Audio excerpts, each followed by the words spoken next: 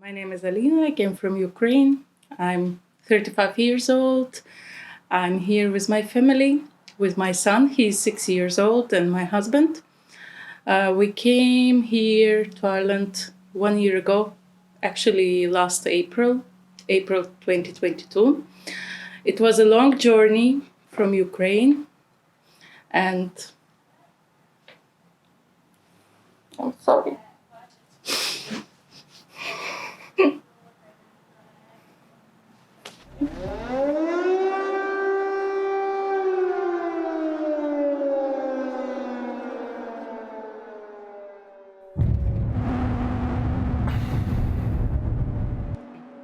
Two airplanes was passing my house and throwing rockets down.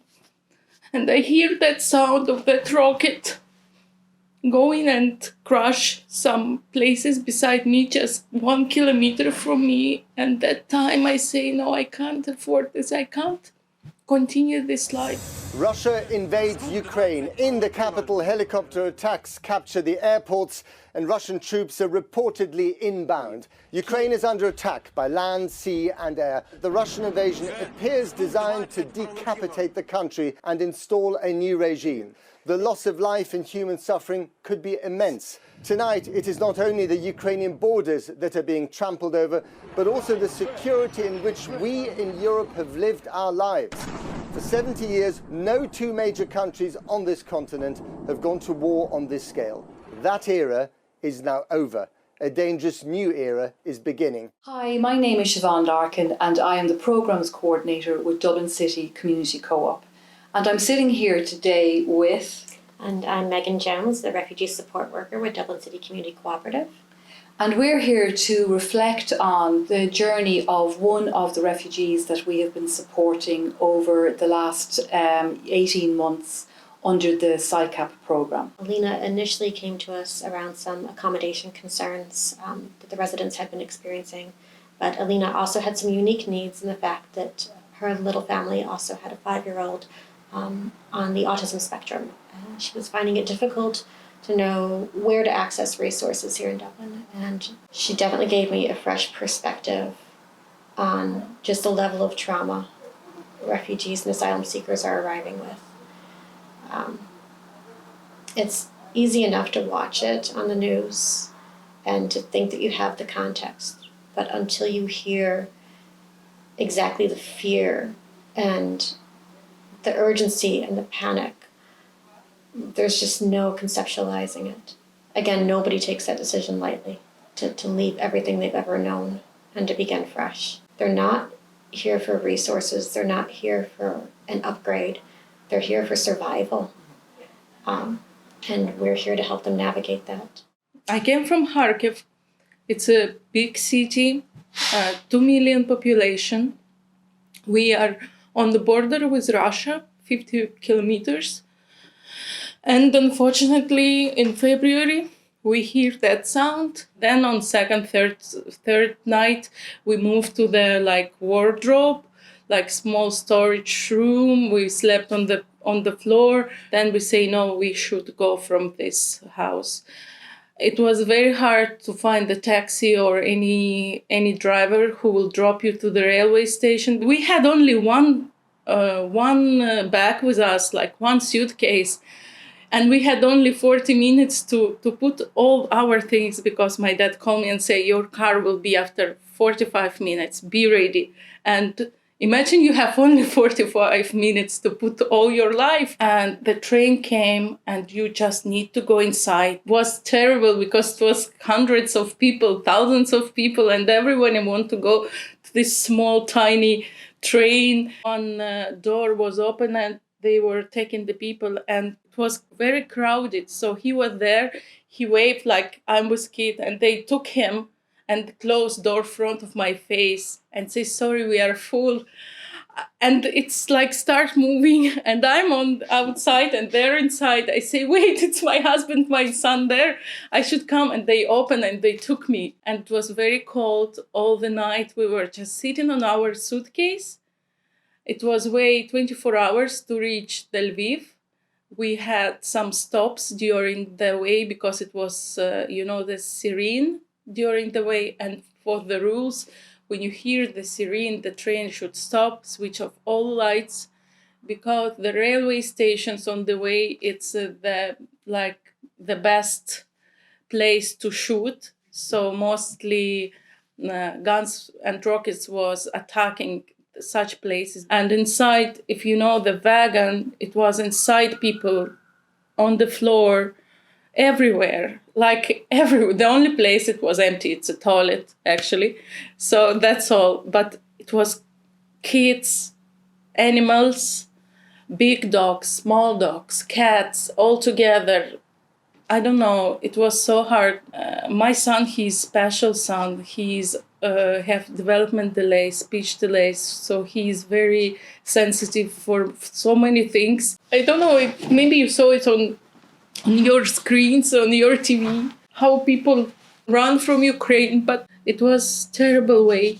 And because we are from other side, like from east side, so the way to the west, to the Poland, it's more than 1,000 kilometers. So when we reach the border, we had to walk from the bus stop to the border, like few kilometers in the countryside. Then you reach the border, we stand like maybe 4 or 5 hours. It was late night that time, it was really cold. So we came to the Poland and we were lost because we don't know what to do. And when we just went out from the ferry, they asked, okay, you are Ukrainians? Who is Ukrainians? We had like separate crowd there. So we stand there and wait for our bus. And then they shift us to the airport. They had like immigration office there where we were supposed to receive this yellow paper, what here Ukrainians call yellow paper. It's like our certificate of temporary protection. So after you got this letter, they shift you to City West. They give you the bracelet and the number, and you should sit on you put you in big hall with tables. On each table, each family, for example, or group of people. Each one day we have like this, like numbers there, and when something is appear in their system for accommodation, they will call you. Transportation is covered by them, so they will just take you and put you there. You don't know where you will go, which city, which kind of type of accommodation it will be. It will be hostel, it will be hotel, it will be host family. Nobody knows. They saw Gabi, he was acting very, strange. They noted this. It's not place for such kids in this time. And they say, listen, I will contact one hotel now. Maybe they can give you the place. Mostly they're taking now people with disabilities, but maybe we can push you to go there. I say, where is it? Oh, it's in the city center. It's a fantastic place. It's in city center. I say, wow, Dublin. No way, Dublin, city center, hotel. And it was just a room with bathroom. That's all. And they say, okay, when we came, say, this is temporary accommodation. So we suppose it's temporary. What is temporary for me? Like few weeks, maybe months, I don't know, temporary, because it's not suitable place for families to live in in the room. There's no kitchen, nothing. Alina initially arrived to us, it was around an accommodation concern. Mm-hmm. They were being housed in an IP site, which on the surface would seem adequate enough, except for the fact they were in one room as a family with a child on the autism spectrum. Alina was very cognizant of the fact that her child was struggling and that the solution she was after seemed so far out of reach. And what kind of obstacles was Alina encountering in accessing services? There is obviously a housing crisis here in Dublin. Finding her own independent dwelling didn't seem at all feasible. A large part of it was a cultural barrier. Also, there were quite a few procedures and policies she wouldn't have been aware of, not being a local. Wait lists were very frustrating, knowing how to circumvent that. And what was an emergency situation, wasn't something that came naturally to her, and that information was not readily available. Because my son, was 4.5 years old, I understand that he needs also to integrate to the society. Yeah, so I was searching for the crush for him because I want him to start to change his mood, because to stay in the hotel room, it's impossible. He was so stressed just to sitting there. So we were searching for the crush and we failed. One crush offered me place for September 2024. I say, sorry, he will be like 8 that time, 7. No, please, thank you. This is what make me very stressed, that we can't find the therapy here. There is no therapy. That I'm sure you have so many doctors here, but the waiting list is very.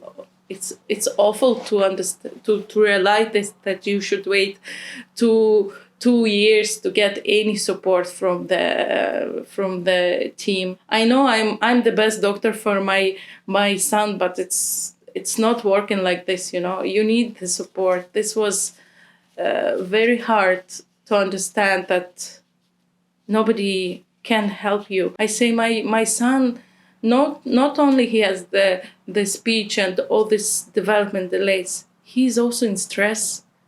Imagine how many countries he changed before reaching this place. Now he's sleeping in the room which is in Ukraine. He had his playroom in same size, but now he's always with us. He don't have his corner. It's very hard to grow, to develop in such conditions. What I understood in this country, no matter what you want,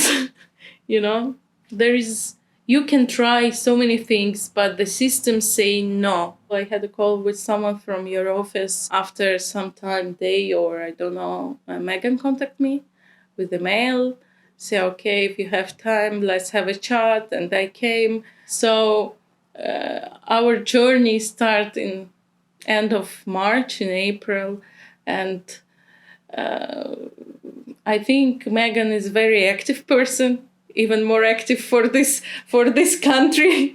She can find everything. I will receive so many things from you about the activities for myself, for Gabi. Unfortunately, I don't have time for activities because I'm working. She was chasing so many people, visiting different even events. You say, okay, I will go to this event. I definitely will find someone there, and I will speak about you. I remember, I will do it for you. We took the lead in liaising where she needed that assistance.